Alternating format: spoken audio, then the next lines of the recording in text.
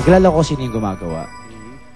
Bakit sigurado kang hindi si Valerie yun? Kasi po, Nay, 2 days before ng Showbiz Central, yung mga fan na galit dun sa love team ng Mark and Rian, sila po kasi yung mga nangaaway. So may nag-text na sa akin 2 days before ng Showbiz Central. Ang sabi nila parang, abangan mo, Showbiz Central, magpapasabog kami ng issue about dyan sa, tawagan nila dun sa kay Val, parang take home girl, parang gano'n. So nadadamay sila ng mga tao. Kisiraan. Apo. So ayun po yung totoo. Na 2 days before pala ng Showbiz Central, nag-text na sila sa akin na abangan mo, Showbiz Central, papalabasin namin issue. Yan, ganyan. Pero hindi ba dapat, Joey, pag mga ganyan, kahit paano, ingatan mo na rin, dahil may mga ganyan na lumalabas na issue, baka mamaya, masyado kang masabit doon. Kaya medyo ingat din, di ba? Opo. Dapat hindi too close for comfort. Opo, parang nasobrahan lang kasi kilala niyo naman ako na hindi naman ako maano na tao eh. Talagang pala kaibigan ako eh. Kaya yun lang. Masasabi mo bang pagkakamali mo rin o fault mo rin na masyado kang malapit sa mga tagahanga at sa ibang tao? Ako naman kasi dito, Joey, parang may mali ako, pero kilala ko rin kasi naman yung mga, may nakikilala ko rin yung mga fan ko talaga, na yung tunay na ugali nila eh. Hindi lang yung basta fan at tagahanga. Nakikilala ko rin sila in yung totoong pagkatao nila. So may mali rin ako na medyo sobrang close, pero hindi ko naman pinagsisisihan. Sa bagay nangyayari, si Lolit, tagahanga ko lang to eh. Naging malapit kami, nakikitulog sa bahay. Hi! So, pinagbigyan ko na nga minsan. Sige, matulog ka dyan. Kaya nahilig sa aso yan. Kasi doon ko lang pinatatabi sa mga aso. Ganon? Yun ang kasaysayan namin talaga niya. Ano ang masasabi mo kay Valerie dahil sa naglabasang issue to? Sige, kausapin mo. Kung si Valerie ka nga talaga at kilala kita kung sino Kung ka. ikaw talaga. Kung ikaw talaga yan. Humarap ka sa camera or sa media, punta ka sa Star Talk, magpa-interview ka kung ikaw talaga yan. At hindi ako natatakot. Ayun, oo. For the record, ikaw ba'y single ka ba ngayon? Opo naman.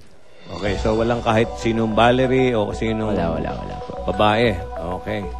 Ikaw ang nakakalam niyan eh. Okay, ba't Kems? Ano mo naman yan? May mga extracurricular activities. Diba?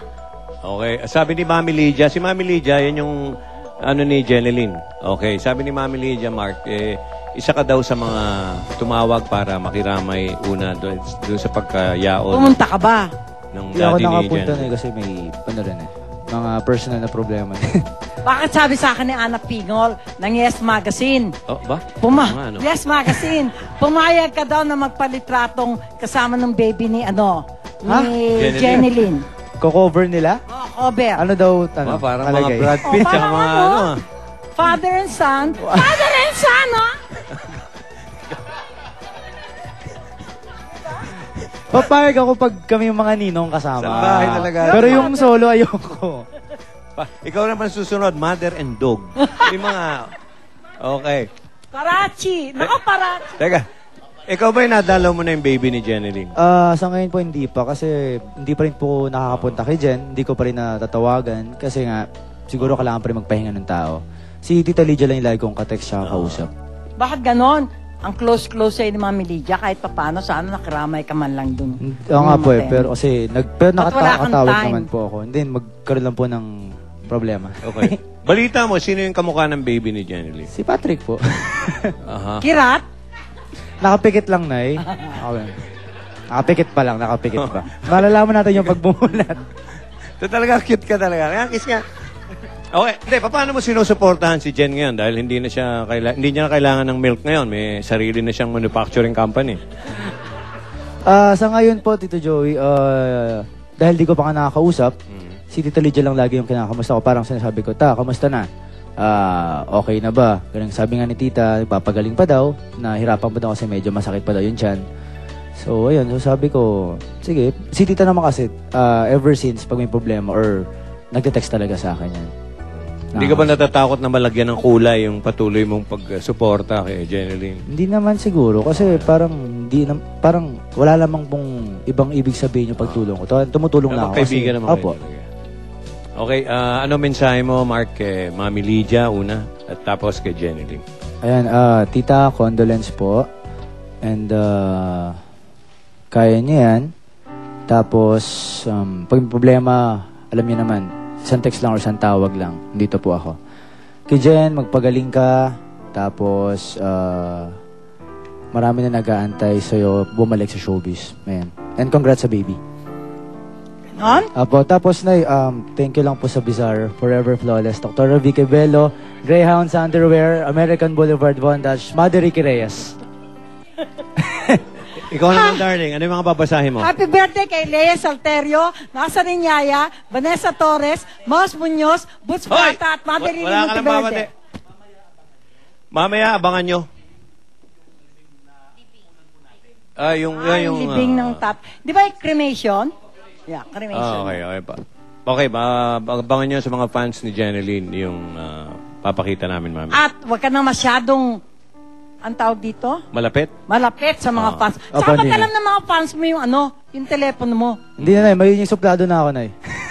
Kung yung pamimigay, dapat dalawa telepono mo. Yung isa pang fans, yung isa sa Di ba, confidential? Ako naman, may gusto lang ako sabihin dahil natatawa lang ako dahil ayoko sana patulan to, pero papatulan ko na. Yung kay Pokwang, okay. Isa lang ako sasabihin, wala ako sinabing ganun, Pokwang. Naiiyak nga ako eh. Hindi, kung tingnan mo. Ngayon, bukas magbasa ka ng Philippine Star, no? Ngayon, sinasabi nyo na tinutukso daw yung anak mo na aswang ang nanay niya. Isa lang ipapaayo ko sa'yo. Ilipat mo ng bubong. Bakit bubong? Bakit ilipat ang bubong? Babalik po ay Star Talk. Meron, seryoso talaga, mamaya. Meron, Yan talaga?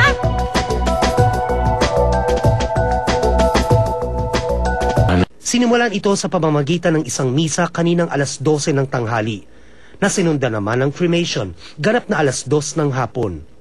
Dinaluhan ito ng malalapit na kamag-anak at kaibigan ng pamilya.